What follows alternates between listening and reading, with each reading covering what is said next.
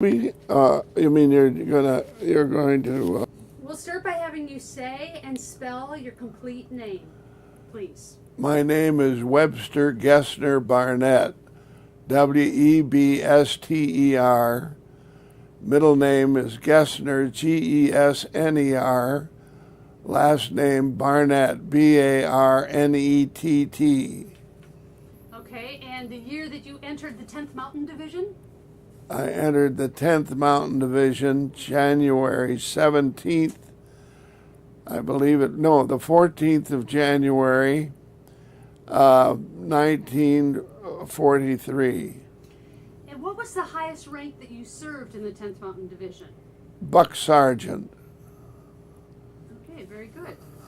Well, I'd like to have you start by telling me what unit you trained with, what regiment you trained with. I trained with the outstanding 86th Mountain Regiment at Camp Hale, Colorado, and I was in C Prime Company of the 1st Battalion, and then that merged into the Headquarters Company, 1st Battalion, when that was being formed.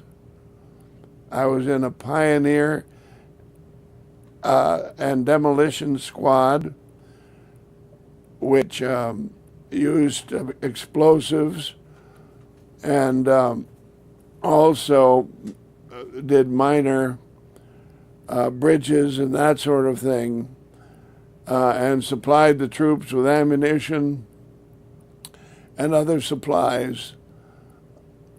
What I'd like to do is have you talk about specifics that I'll point out. All right. I'll pull out of here. Very good. Because this is a terrific list. What I'd like to have you talk about is the deep snow at Pando at their railroad station. Oh, wow, that must have been 2 or 3 feet deep the night I arrived. And it was a very exciting time. And by trucks came and took us to our brand new barracks at the other end of the camp. Yeah. So for you, was that a pretty much of an eye-opener? Well, it was, and yes, that deep powder snow was pretty exciting. What sort of wonder did you have about the high Rockies? Oh, I thought that the Rockies were magnificent. I still do. And we were able to look at all those wonderful mountains and ski them also. Yeah. What can you tell me about Chaplain Brenda Neal? Captain Brenda Mile was an Episcopal priest from Green Bay, Wisconsin, and Manitowoc, I believe. And he was a friend of my father, who's also an Episcopal priest, when my father lived in Oshkosh as rector of Trinity Church. And they corresponded about me when I was in the service, after I told them who my chaplain was, and Henry Brendamile, wonderful man. I'm sorry I let him into a cesspool one time in combat in the Po Valley. We were going through in single file. I had a machine gun on my shoulder and walked right behind a barn and into what I thought it was concrete with straw on top, and it was a pool that was full of the waste of cows and other pigs and things that was chest high. And he followed me right in. And so he was a good man. He forgave me. And it took, I think I didn't get rid of the odor in my billfold for 6 months after the war. Wow, that is too funny. Tell me just a little bit about what your work was like working in the headquarters company of the 1st Battalion for the 86th. Well, we were pretty much on our own as a pioneer squad. with our particular, we had 3 squads. I was in charge of one, and there were 2 others, and then we had a squad sergeant, Agostina de Amiconi, who was one of my great friends during the war and after the war, and trained my sons in the pizza business after the war. And we lived in a barracks, and there were 3 other groups that were in the barrack, actually 4. One was S1, S2, which is intelligence, Battalion Intelligence, S3, plans and training. And we had these things plus ourselves in the headquarters company. Tell me a little bit about your shocking arrival at war-torn Naples.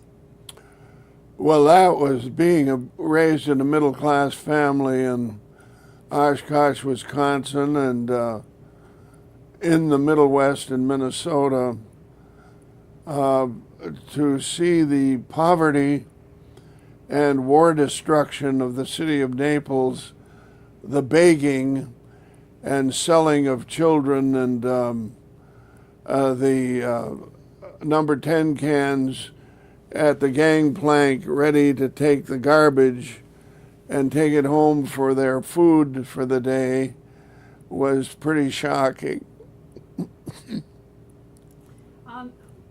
I'm sure that you had a compassionate response. What would it have been? Well, we gave them everything we had in our pockets that might help them. And then we were bivouacked up in a new orphanage that hadn't been quite finished yet, but solid stone and marble. And we had our Christmas communion with Henry Brendamile in the most convenient place in our area, which was a public latrine. It's quite a large room, and we had our communion service in that room. Well, that was unusual. Yeah, and I remember my first sergeant had brought in a prostitute the night we arrived, and they were making love under a blanket, which I felt was shocking. At that time, I'd never seen such a thing, and anyway, it was our taste of some reality, I guess. That experience of living there on the hard marble floor with no windows, with the air blowing in and so on. Were you nearby when the chaplains were killed by the Bouncing Betty landmines? Yes, I was. Maybe you could tell me about that We story. were out in Pisa at that time, that's the first staging area, and all of us were brand new. We hadn't been in combat before, and a man was injured by a Bouncing Betty, which is a mine that's in the ground, and then when it's touched, it shoots up in the air to about chest level, and all kinds of BBs and ball bearings are shot out in 360 degrees all around. And so he was killed, and the chaplain went out, unfortunately didn't know about minefields very much, and he was killed, and 2 other people went after him, and they were killed. So it was our first really taste of that. My outfit, that is my squad, were assigned to go to that beach and to clear the minefield. And we cleared it of Bouncing Betties, and there were hundreds of them all over the coast of the Tyrrhenian Sea of the Mediterranean. How did you feel when you saw that happen to them? I didn't see it physically. I just heard about it. I heard the blasts, and they were maybe a block or so away. Did you go look? No, we were not permitted to leave our area. What do you remember about the incident on Riva Ridge with the prisoner of war? Well, this was down under the Lacad, Farney, where the engineers had built this tramway up after it was taken, and the prisoners began coming down, and we knew that they had used the Red Cross in a bad way by raising a white flag and coming forward with a Red Cross to clear their men from the battlefield on top, and instead of that, they opened fire.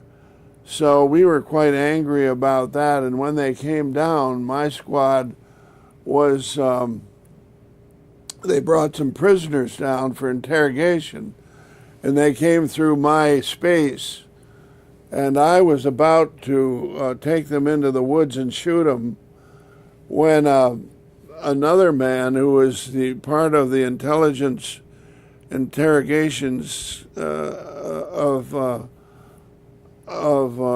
my outfit, and was in the same headquarters company, and a lawyer, Harvard lawyer, who was just an enlisted man, but he said, "Barnett, don't play God." And that saved the Germans from being killed, and I'm very grateful I did not take the law into my own hands. That's very good. Where were you during the Riva Ridge? I built bridges for the little stream that went across the bottom of the Riva Ridge, and we were bivouacked in the little village of Farney down there, under Riva Ridge. And during the operation, when everybody was climbing up, were you in the building at Farney? Yes. What was the scene like as people went off into the night and then as reports filtered back in? Well, we were all trying to be very quiet because we didn't want to attract their gunfire, and they made it up successfully. And a lot of my friends of the ABC company were up there and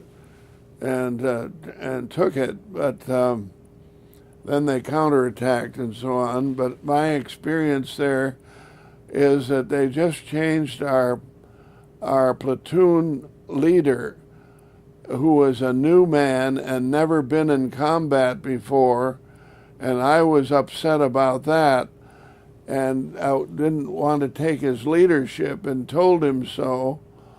And shortly after that, they changed him, which was I was grateful for. As the fights progressed and the counterattacks progressed on top of Riva Ridge, were you around when Colonel Hampton decided to walk up, take a hike up Riva No, Ridge? I was around, but I didn't know about that incident. No. Were you aware of what the reports were that were coming back down? Yes. What can you remember from that? Well, I remember that we were successful, basically, and that we were having a good, stiff fight up there, and with our troops up there as they counterattacked, but they were finally whipped off it. Tell me about the Purple Heart Valley. Well, Purple Heart Valley was where I got my Bronze Star, and that was under fire, going onto the battlefield and bringing supplies, ammunition to the A, B, and C companies, and then bringing back those who were killed in action on litters. What was that near? That was near Della Torraccia, I think, and we were being shelled at the time, but we made it. Was Rupert von Trapp? Rupert von Trapp was in the vicinity, and after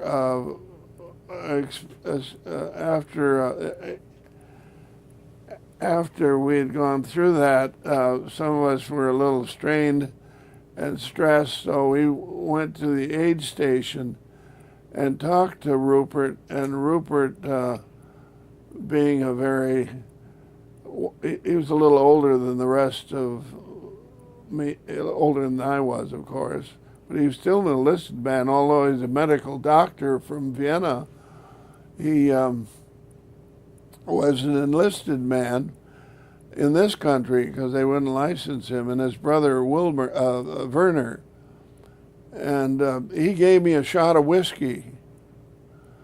And I'm forever grateful for that because it sort of steadied my nerves. And then another of my friends from my outfit came in, and he was beside himself. So they had to take him out of the battle. I know that different soldiers handle stress differently. Yes. Did the British stop and have tea to relieve the stress? Well, yes, a little later we were on our way. We were assigned to cover the road leading to Bologna. And we were in Foxholes, and my company clerk, John Julian, was shaking all through that, and he was grateful after the war that I had helped steady him in that foxhole while we were being shelled with mortar fire. And then I remember the British 8th Army, some of them were in their trucks and so on, stopped on that highway on their way to Bologna instead of continuing on to get away from the artillery and mortar fire, and sat down and started their tea party, and it was about 4 in the afternoon, proper time, and I was amazed that they could do that. Of course, they had come all the way from Africa and were hardened soldiers by the time they reached northern Italy. Well, I guess that does relieve stress. Yeah. I guess it creates stress to miss your tea time. Tell me a little bit about the Benassi family at Castigliano. The Benassi family? Well, the Benassi family had a very attractive daughter, and we were bivouacked there for about a week. And Giovanna Benassi took my focus, and I helped her, of course, as much as I could, carrying buckets of water and helping feed the animals and doing other chores voluntarily just to get in well with Giovanna. She thought I was a kind of a devilish personality, and she would go like this and say cornuta, which meant the devil, and I was I was trying to soften her up for a little bit of necking, and but she was interested, of course. And then the family, I remember, right in the middle of the war, used their barn, brought their instruments out, and had a dance for the family and our squad of soldiers. I watched them making goat's cheese, and they fixed up polenta and other good things that we otherwise would not have had. Before moving on to the next part we were beginning our descent into the Po Valley at that point. So that was a luxury base camp near Castigliano. That was a nice bivouac, but so was Lozano. And I kept friendship with them until I lost my old friend Mario last year. He was in his 90s, and when we returned to Italy after the war several times, we always were entertained by the Curti family, and Mario and Dina, and she died during one of our trips back, and I took the Curti family, they took me up to where the war ended at Lake Garda, and we stayed in a hotel for a couple of days, and then I brought them back in a rented car and so on. They enjoyed that. Tell me a little bit about Harold Stassen. Well, that was just a passing thing in Rome. He was at one of the major American buildings at that time that was taken over for American events, and I went in and heard his speech, about things. Harold Stassen was our governor in Minnesota, and so I knew about him. Did you have an unusual experience regarding cigarettes for a Belgian Browning pistol? Did I have any what? Unusual experience involving a Belgian Browning pistol? No problem. It's just a matter of exchanging a carton of cigarettes and receiving I wanted a pistol, so I received it. I still have it. Can you tell me a little bit about the leadership in the 1st Battalion, about Colonel Hampton? What kind of leader was he? Well, the 1st Battalion, Colonel Hampton was an outstanding leader. I was very fortunate to have him. And Colonel Green, or Major Green, Colonel Green, Lieutenant, and they, our officers were excellent, all of them. Some of them are enlisted men trained to ski. In other words, they didn't all ski, our officers, but they learned from the enlisted men who were good skiers. How did Colonel Hampton inspire you to be a better soldier? Well, he was a good disciplinarian, but we could tell he cared for us and was not unduly narrow in his discipline. I remember feeling comfortable enough to go to him. I asked for an interview with him. I was a buck sergeant, and I went in and this was before I became a sergeant, and I was assigned to be on KP duty after I'd been there a year and a half or so, which was not really the way things were done with people who had been in longer, and to serve the officers in their area for a couple of days. And they made a roster and put me on it. And I went to him and objected, and he said, "Barnett, the interview's over, and continue what you've been assigned." So I guess that didn't really work out for you, huh? No. Were you aware that they had called in artillery on their own position up on Riva Ridge? No. Okay.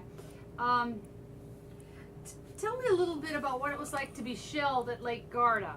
What happened to you up at Lake Well, Garda? that was a highlight and a traumatic experience, one of the scariest I've had in the war. Our squad was coming up through to the tunnels, and we were told to go up over the tunnel, which is very steep. And we started in all that series of tunnels all the way to Naga. We went that way. But during our rock climbing to get there, the Germans spotted us from across the lake with their anti-aircraft guns, and those are explosive bullets, when they hit something. So they were shooting across the lake at us as we progressed, and they were all around us. Fortunately, I didn't get hurt, and my squad made it without being injured. I don't think we had any casualties, but it was the emotional strain of it. And then we slept that night in a chicken coop, I remember, before we got into Naga. And then we spent the night there, and the war was almost over.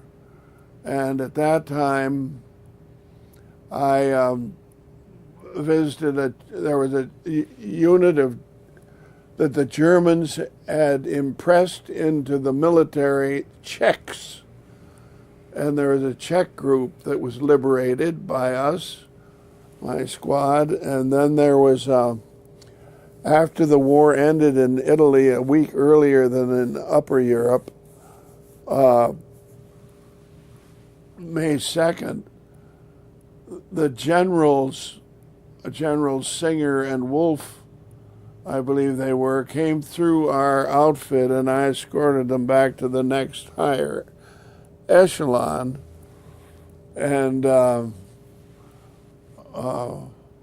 was interesting because they looked very arrogant and self-assured and not a bit humble. Was it a little scary? No, but it was impressive. Did you have any experience at Nago walking through an area where a bomb had perhaps gone off in front of the 86B people? You mean where Colonel what's his name, the 45th Task Force, Darby? You mean where he was killed? No, this is a little bit different. Near Nago. A particular episode. Well, the shelling up on the ridge coming towards Nago? Nago? Yeah, and also after we got there was shelling. There was shelling at Nago? Yeah. Before the end of the war? Tell me a little bit about your experiences up at Slovenia at Breda de Soto. Well, this is what I regret about the two books I recently read, The Boys of Winter and the but especially the one you're, what's the name of that one? That I think was important. We wear the occupation ribbon, you know, for protecting that area from Tito's troops in taking over too much of Italy on the Morgan line. And I was at Breda de Soto, and we were there for almost a month or more, maybe 6 weeks, and we didn't have many duties because at the particular place we had no confrontation with the enemy, that is the Yugoslavs or the Germans, of course. So we just were on guard, really, and during that time we decided to answer the call to build a very elaborate incinerator, my squad, out of brick, and it's as big as a living room. This incinerator turned out to be, and well constructed. I don't know if it's still there or not, but I revisited that area a year ago, and it was very interesting to see where we had been bivouacked during the war 60 years ago. Did you have any sense that there was some tension between the various factions? Oh, yes, and we were asked not to fraternize, but I noticed one of our people went into the nearby Breda de Soto community and gave some of our food for a lady's favor. Maybe you could tell me a little bit about, going back to some of the war stuff, what happened to you and Jim Matthews? Jim Matthews? Oh, Jim Matthews is a dear friend of mine, and he was in the communications section of the headquarters company, 1st Battalion of the 86. And we were good friends. He was from New York City. And he's the one that was closest to me that had died, in other words, killed in action. He was a forward observer at the time, and he was killed instantly on the front. Did you have any recollections or brushes with Torgo Chokol? No, I didn't. That was just a story that circulated immediately after he was killed. Okay. What happened to you at Campo Tesoro? Well, Campo Tesoro was a rainy place, it seemed to me, and we were just there for a few days. But it was supposed to be a place to regroup before we were assigned to go to the front again. And it was simply, I remember the communications people were prominent in getting all their act together, and we simply stayed there in bivouac. Yeah. Do you recall in March, early March, going to a place called Sasso-Malari? Yes, I do. What do you recall about Sasso-Malari? Nothing. That's a blank. Blank, okay. Do you recall when Colonel Hampton was wounded? Nope. Okay, that was at Sasso. I heard about it, of course. It was at Sasso-Malari. How do you think being in the 10th Mountain Division has shaped your life? Well, I think I became more manly, and I don't know what it did to me psychologically, but I would say that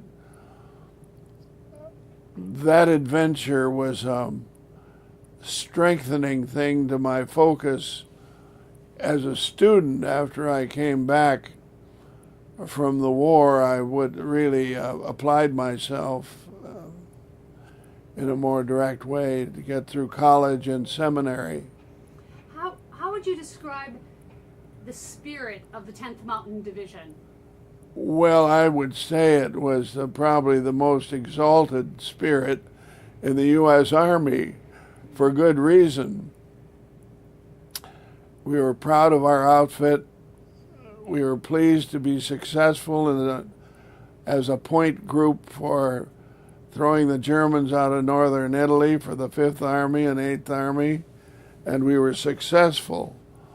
And that always brings with it a sense of exaltation. And because we were in a group that was special in the U.S. Army, we exalted in the idea of being the only division of mountain troops in the Army. Did you make it throughout the whole war without a scratch? Well, I had some scratches from rock climbing and skiing, and but not from any. No, I didn't have any undue. How about any close shaves?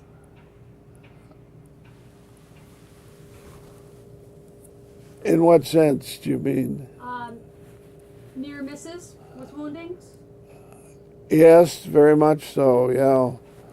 I was in several places where that could have happened easily, and did to the people near me. How do you explain how one person is injured and one person is not? It's easy if you're not a Christian to be a fatalist, but I think that as a Christian person, I believe that it could very well have been myself, and not because I'm a Christian that it did not happen, but that I would be given the strength to bear what I was given. Very good. Tell me a little bit about any citations that you may have earned on the route? Yeah, the most important to me is the combat infantry badge, and the second most important to me is the Bronze Star, and the occupation and medal in Yugoslavia, and the battle stars for the North Apennine Campaign 1, 2 ground combat, and 3 Lake Garda. What were the circumstances that led up to you receiving the Bronze Star? Well, that was when I was in Purple Heart Valley. Yeah. What do you think is the value of preserving the 10th legacy? Well, I think it's if there's going to be any memory or future ski troops in the world, of America at least, in our country, that the legacy is to fan the sparks and flames of the Young Descendants organization so that they take over as we become more infirm each year, and that this 10th Mountain Division at Fort Drum is fostered and strengthened by the knowledge of having the 10th Mountain Division Association descendants continue. Yes. Is there anything else that you want the world to know about the 10th Mountain Division? Well, I think the world should know that we weren't the only division in the world, and that I have great respect for the divisions who fought through Africa and were in combat a great deal longer than we were, and had been re-strengthened many times after most of their numbers were killed or wounded, and we're very pleased that we were able to work with them and to gain respect for the wonderful work that they all did to accomplish the defeat of the German army in northern Italy. Do you see any parallels of spirit or between the original 10th Mountain Troopers and the current active 10th Mountain Troopers? Yes, I do, because they're older and they're all volunteers, but they have families already, most of them, and that they're not trained in the depth that we were for skiing and rock climbing, and they're trained for tropical and other things. And I regret that they're trained on computers about battle situations instead of actually doing their work in the field. And I think that's a mistake for them. But otherwise, I think that they're very well trained and courageous people. Is there anything else you want to add to this before we wrap it up? No, I think that it's been very kind of you to Abby to do the television. Yes. That's wonderful.